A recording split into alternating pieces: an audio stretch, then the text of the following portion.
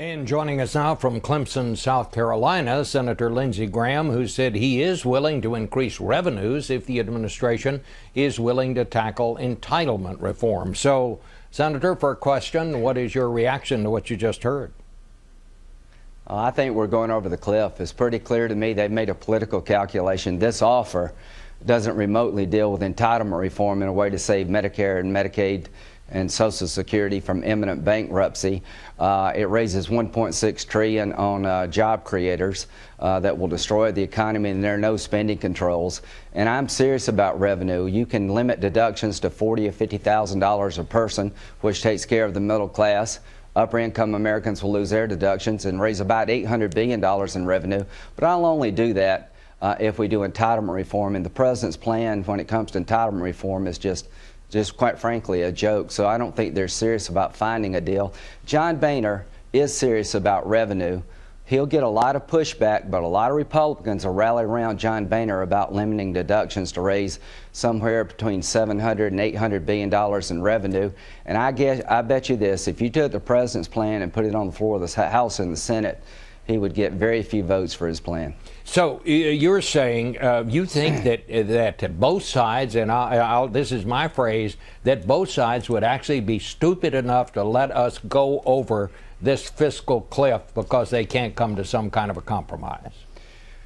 I would just say this, that my side knows we lost the election, and we're willing to put revenue on the table that will get some political heat for people like me.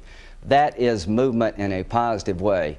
Republicans should do revenue. We're willing to do it in a smart way. If you raise tax rates, you get $400 billion in revenue, and you hurt job creation.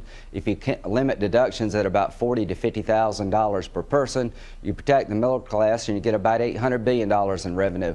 100% of Americans are going to lose everything we know as America if we don't fix entitlements. We're becoming Greece because of out-of-control entitlement spending. There's no age adjustment for Medicare and Social Security.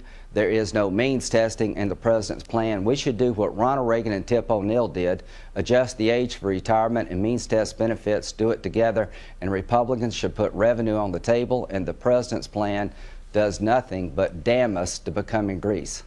Let me shift to the whole situation with that episode that happened back in Benghazi that's been kind of in turmoil. What happened? How was it that an American ambassador and 3 other Americans died there?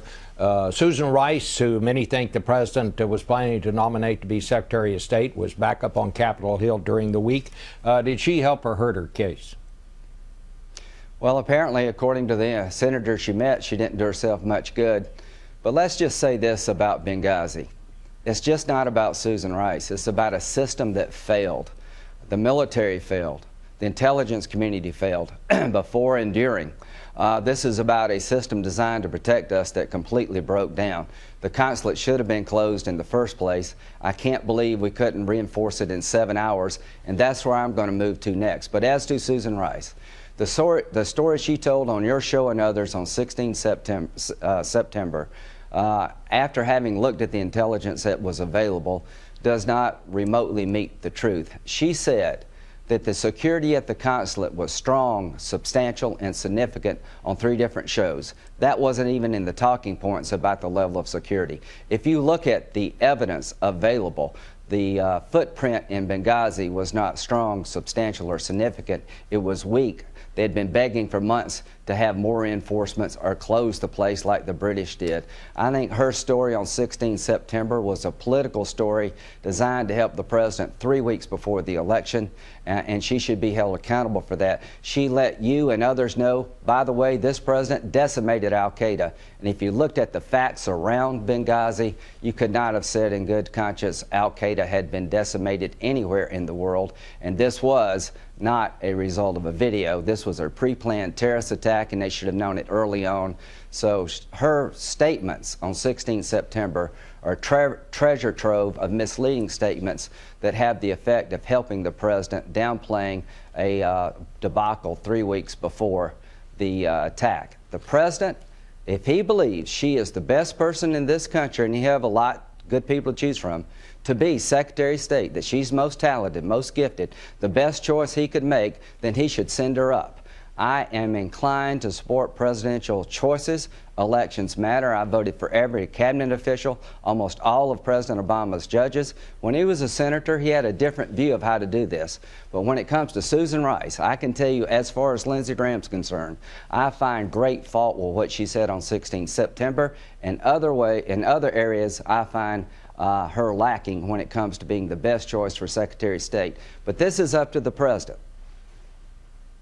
All right. Well, Lindsey Graham, I think you laid it out. And can I just add? Can I add just one thing? Yeah, sure. Well, but okay. The next thing that Lindsey Graham wants to talk about is why for 7 hours on September 11th we could not reinforce the compound.